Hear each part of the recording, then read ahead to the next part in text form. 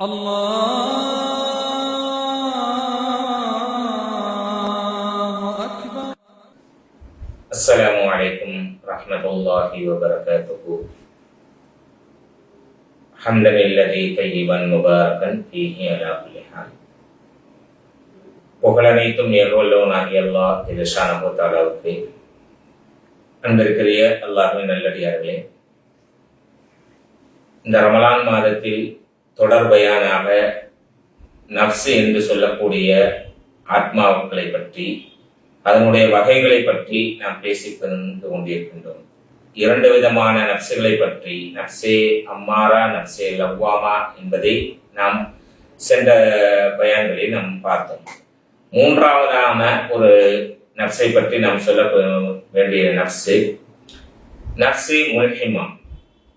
நஃப்ஸே முல்ஹிமா என்றால் ஒரு நன்மையான காரியத்தை செய்வதற்கு உண்டான இது நன்மை இது தீமை என்று பிரித்து பார்க்கக்கூடிய இல்ஹாம், விளக்க ஞானம் உடையதைத்தான் நஃப்ஸே இல்ஹாம். இப்ப நம்முடைய ஆத்மா, நம்முடைய நஃப்ஸு, எனக்கு உணர்வும் இருக்கிறது, அதனுடைய அறிவும் இருக்கிற பொழுது அந்த அறிவு இது நல்லது இது கெட்டது என்று பிரித்து பார்க்கக்கூடிய ஒரு இல்ஹாம் என்று சொல்லக்கூடிய அறிவை தான் இந்த நஃப்ஸே இல்ஹாமா முல்ஹிமா என்று நாம சொல்லுவோம். இந்த நஃப்ஸே முல்ஹிமா என்பது மிகவும் முக்கியத்துவம் வாய்ந்த ஒரு விஷயம். ஏனென்றால் ஒரு மனிதன் நல்ல அமல், எந்த அளவிற்கு அவன் ஒரு அமல் செய்கிறான், அந்த அமலு அல்லாஹ்விடத்தில் இது சரியான அமல் தான் என்று தெரிந்து செய்கின்ற பொழுதுதான் அதற்குண்டான நன்மை பரிபூர்ணமாக கிடைக்கும். ஆனால் குர்ஆனில் சொல்லி காட்டுகின்ற பொழுது அறிந்தவர்களும் அறிவில்லாதவர்களும் சமமாக ஆகவே மாட்டார்கள் என்று. அப்போ நாம ஒரு செயலை செய்கின்ற பொழுது அதை முழுவதுமாக இதற்கு இப்படித்தான் என்ற ஒரு செய்தியை தெரிந்து முழுவதுமாக அறிந்து அதை செய்கின்ற பொழுது அல்லாஹ்விடத்தில் அது முழுமையை பெற்ற ஒரு அமலாக மாறிவிடும். இப்ப நஃப்ஸே முல்ஹிமாவுக்கு நாம எந்த அளவிற்கு முன்னேற வேண்டும் என்பதை பற்றி தான் இந்த உரையில் நாம் பார்க்க இருக்கின்றோம்.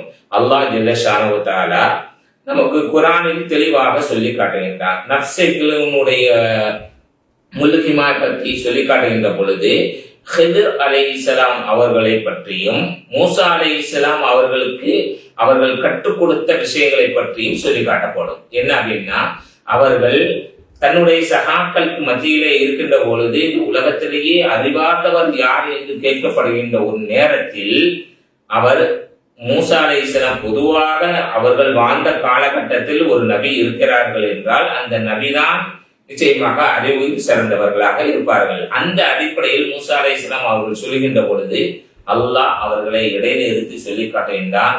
உங்களுக்கு கற்றுக் கொடுக்கக்கூடிய ஒரு நபர் இந்த இடத்தில் இருக்கிறார் என்று அதற்கு செல்லக்கூடிய வழிமுறைகளையும் சொல்லுகின்ற பொழுது அவர்கள் சென்று போய் பார்க்கின்றார்கள்.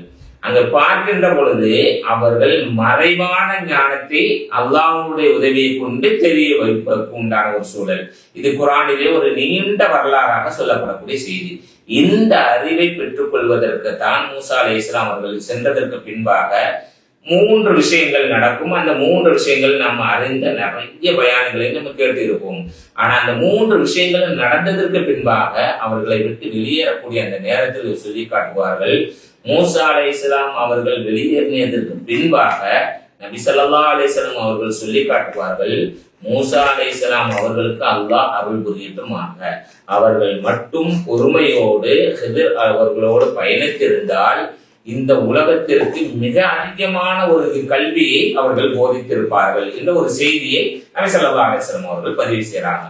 அப்போ சில விஷயங்களுக்கு நாம தெரிந்து கொள்வதற்கு உண்டான ஆர்வத்தை சரியான முறையில் அதை பயன்படுத்த வேண்டும் என்பதுதான் அது மிக முக்கியமான ஒரு செய்தி. ஏனென்றால் நன்மையான ஒரு காரியத்தை செய்வது என்பது இந்த அளவுக்கு மிக முக்கியத்துவம் வாய்ந்தது. ஏனென்றால் ஒரு விஷயங்களை தேடுவது என்பது மிக முக்கியமான ஒரு விஷயம். அதை தேடுவதற்காக வேண்டி, ஏனென்றால் ஒரு முஸ்லிமான ஆண் பெண் அனைவர்களுக்கும், பருவமடைந்த அனைவர்களுக்கும் இஸ்லாமிய கல்வியை கட்டாயம் அவர்கள் தெரிந்து கொள்ள வேண்டும் என்பது இஸ்லாம் காட்டித்தரக்கூடிய பரலான கட்டாய கடமை. அப்ப அந்த தேடுதல் என்பது நாம எப்பொழுது வரும் என்றால் இந்த இல்ஹாமான அறிவை நாம உணரும் பொழுதுதான் அது கிடைக்கும். அப்ப இந்த இல்ஹாமான அறிவை நாம தேடுவதற்கு நன்மை எது கெட்டது எது என்பதை தெரிந்து கொள்வதற்காக வேண்டி நாம் பயணப்படுபவர்களாக நாம் ஆகிக்கொண்டே இருக்க வேண்டும். இதைத்தான் அந்த மூசா அலைஹிஸ்ஸலாம் அவர்கள் பயணம் செய்வதற்கு அவர்களை தேடி போக வேண்டும் என்பதற்கு உண்டான ஒரு சூழலை கல்வியை தேடி நீங்கள் போங்கள் என்பதற்காக தான் இறைவன் அவர்களை படைக்கின்றான். அப்ப அவர்களும் பயணம் சென்று அவர்களை தேடி அந்த கல்வியை கற்றுக்கொண்டு வருகின்றார்கள். சில ஞானத்தை அவர்கள் தெரிந்து கொண்டு வருகின்றார்கள். அப்ப இந்த விஷயங்களை எல்லாம் அல்லாஹ் ஏன் நமக்கு அதை சொல்லி காட்டுகிறான் என்றால், இல்ஹாம் என்று சொல்லக்கூடிய நன்மை தீமையை பிரித்து பார்க்கக்கூடிய அறிவை நிச்சயம் நீங்கள் அதை உணர்ந்து கொள்ள வேண்டும். ஏனென்றால் இந்த அமல் நான் செய்தா அதுக்கு எனக்கு இவ்வளவு நன்மை இருக்கிறது. இந்த ரமலானை பற்றி சொல்லி காட்டுகின்ற பொழுது அல்லாஹ் சொல்லி காட்டுவான், எல்லா செயல்களுக்கும் கூலி இருக்குது, ஆனா அந்த நோன்புன்னு இருக்குதுமா அதுக்கு கூலி நானாக இருக்கிறேன் என்று அல்லாஹ் சொல்லி காட்டுறான். ஏன் அதை அப்படி சொல்லி காட்டுகிறான் என்றால் அது மிகப்பெரிய ஒரு நுட்பமான செய்தி இருக்குது. அல்லாஹ் ஜல்ல ஷானஹு தஆலா தனக்காக வேண்டி உருவாக்கப்பட்ட அந்த நோம்பினுடைய மகத்தான நாளில் இருக்கின்ற பொழுது நன்மையான விஷயங்களை தேடுவதிலே நம்முடைய கவனங்கள், நம்முடைய செயல்பாடுகள் அனைத்துமே இருக்க வேண்டும்.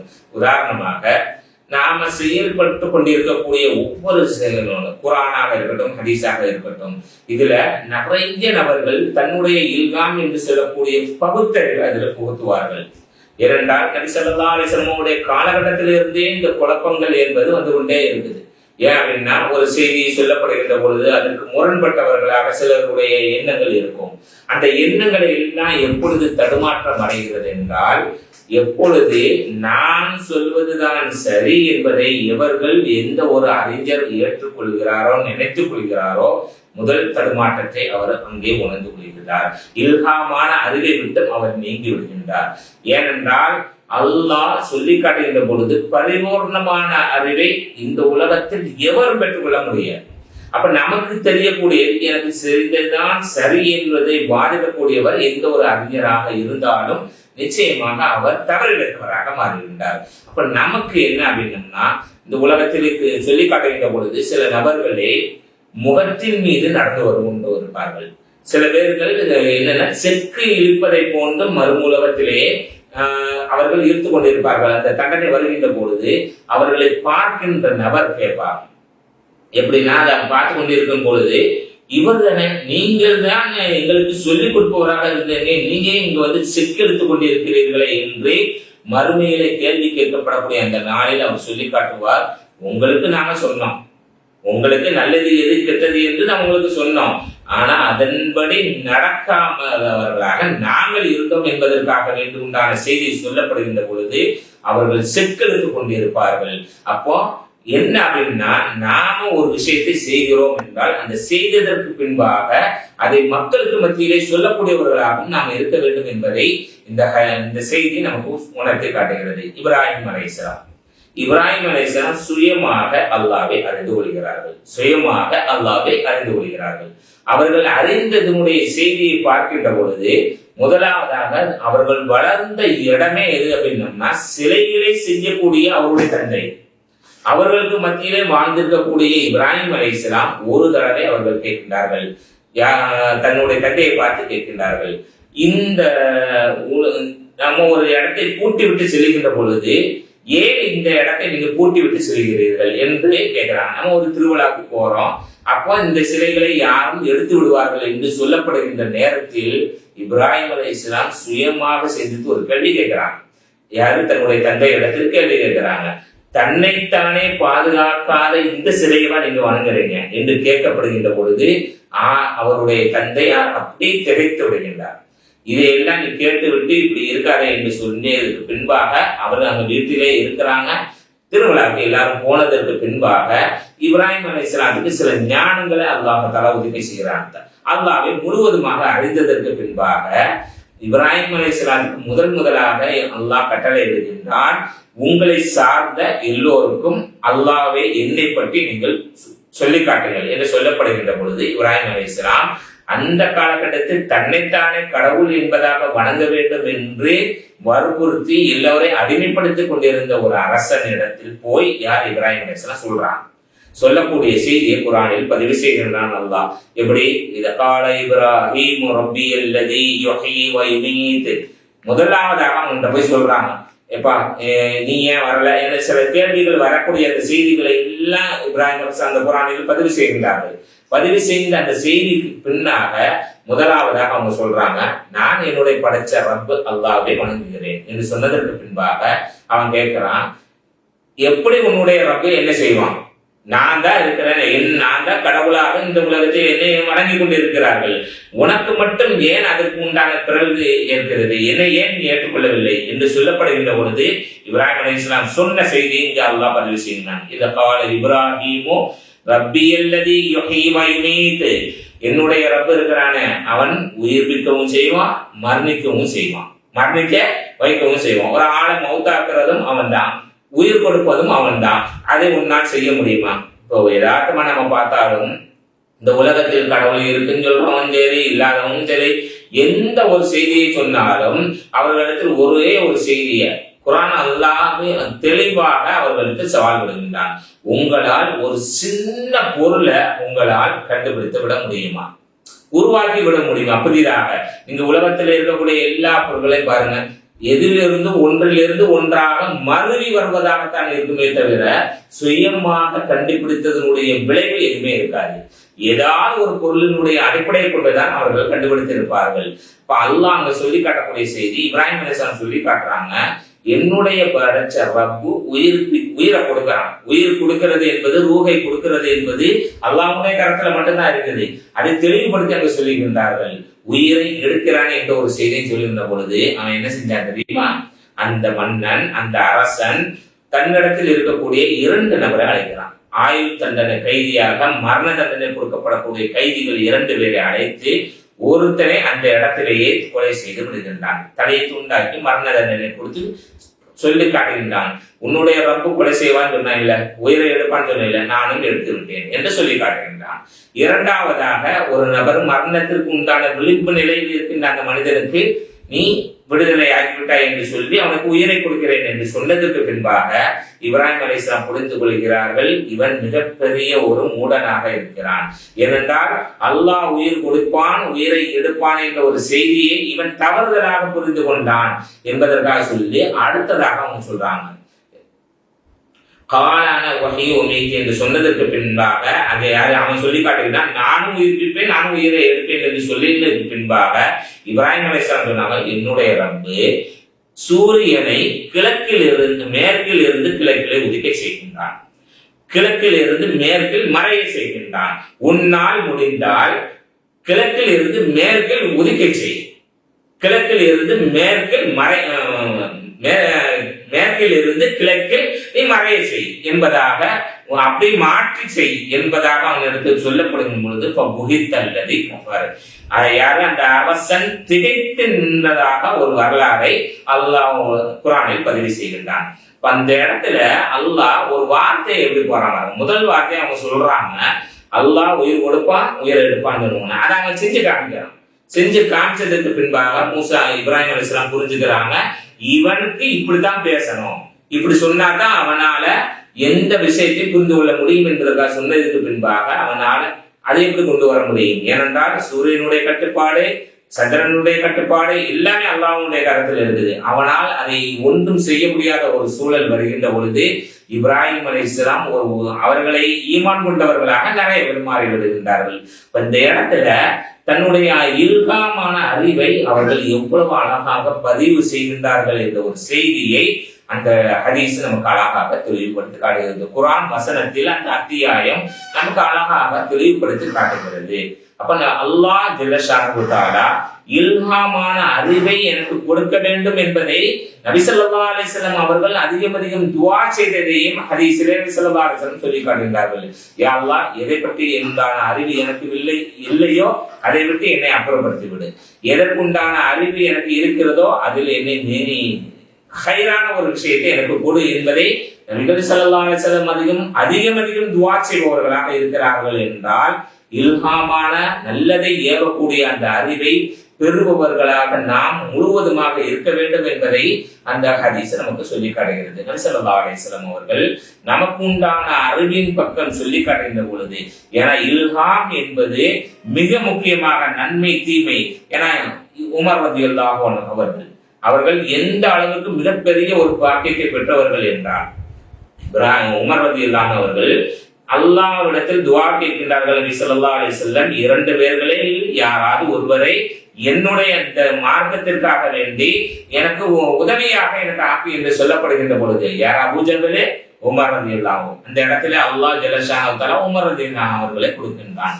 இவர்களுக்கு உண்டான அறிவை பற்றி சொல்லி காட்டுகின்ற பொழுது, எனக்கு பின்னால் ஒரு நபி வருவதாக இருந்தால் நிச்சயமாக உமர் நபியாக ஆகியிருப்பார் என்று ஒரு வார்த்தை ஒரு ஹதீஸில் சொல்லி காட்டுகின்றார்கள். இரண்டாவது, அல்லாஹ் உமர்னுடைய நாவிலே அல்லாஹ்வுடைய வார்த்தை இருக்கிறது என்று நபி ஸல்லல்லாஹு அலைஹி வஸல்லம் அவர்கள் சொல்லி காட்டுகின்றார்கள். அந்த சொன்னதனுடைய செயல்பாடு என்ன தெரியுமா? ஒரு முனாஃபிக்கான ஒரு நபருக்கு நபி ஸல்லல்லாஹு அலைஹி வஸல்லம் அவர்கள் தொழுக வைப்பதற்காக வேண்டி வர்றாங்க. யாரோ ஒரு முனாஃபிக் 2 நிலைப்பாடு கொண்டவன், ஏன்னா நிரந்தர நரகத்துக்குரியவன் என்பதாக அவனுக்கு நபி ஸல்லல்லாஹு அலைஹி வஸல்லம் குர்ஆனில் அல்லாஹ் ஜல்ல ஷானஹு தஆலா சொல்லி காட்டப்படக்கூடிய அந்த இடத்துல முனாஃபிக்கான நபருக்கு நபி ஸல்லல்லாஹு அலைஹி வஸல்லம் தொழுவதற்காக வேண்டிய ஆயத்தமாகின்ற அந்த நேரத்தில் உமர் ரலியல்லாஹு அவர்கள் அவர்களுடைய கையை பிடித்து விட்டு சொல்லி காட்டுகின்றார்கள், யார சொல்லலாம், இவனுக்கு நீங்கள் தொழுக வைக்காதீர்கள். ஏனென்றால் இவன் முனாஃபிக், நிச்சயமாக அல்லாஹ்வால் சொல்லப்பட்ட நிரந்தர நரகத்தின் அடித்தளத்தில் இருக்கக்கூடிய நபர், இவனுக்காக வேண்டி நீங்கள் தொழுக வைக்காதீர்கள் என்று. யாரு? நபி ஸல்லல்லாஹு அலைஹி வஸல்லம் தொழுக வைப்பதற்காக வந்த இடத்துல, ஏன்னா அவர்களாக வந்த இடத்திலும் கூட யார் வாயிலாக தடுக்கிறார்கள்? இப்ராஹிம் உமர் ரலியல்லாஹு அவர்கள் தடுக்கிறார்கள். தடுத்த அந்த நேரத்திலே அல்லாஹ் ஒரு வசனத்தை இறக்கி விடுகின்றான், முனாஃபிக்குகளுக்கு நீங்கள் தொழுக வைக்காதீர்கள் என்ற ஒரு வசனத்தை அல்லாஹ் ஜல்ல ஷானஹு தஆலா அங்கே இறக்கி விடுகின்றான்.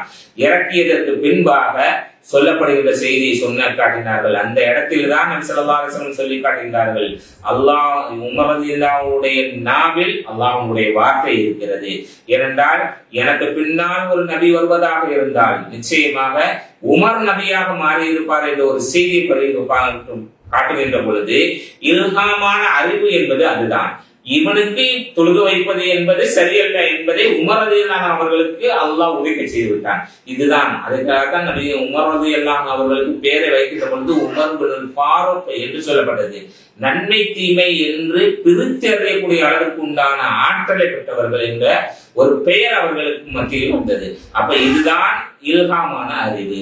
நன்மை தீமை எது என்பதை பிரித்து பார்க்கக்கூடிய இந்த நஃப்ஸை, அந்த உள்ளத்தை, அந்த உணர்வை, அந்த அறிவை நாம் பெற்றுக்கொண்டோம் என்றால் நம்முடைய செயல்பாடுகள் இந்த ரமலானுடைய மாதத்திலும் எல்லா காலகட்டத்திலும் மிகப்பெரிய ஒரு அந்தஸ்தை பெறக்கூடியதாக இருக்கும். ஏனென்றால் நன்மையின் பக்கம் விரைந்து செல்லக்கூடிய மாதத்தில் நாம் இருக்கிறோம்.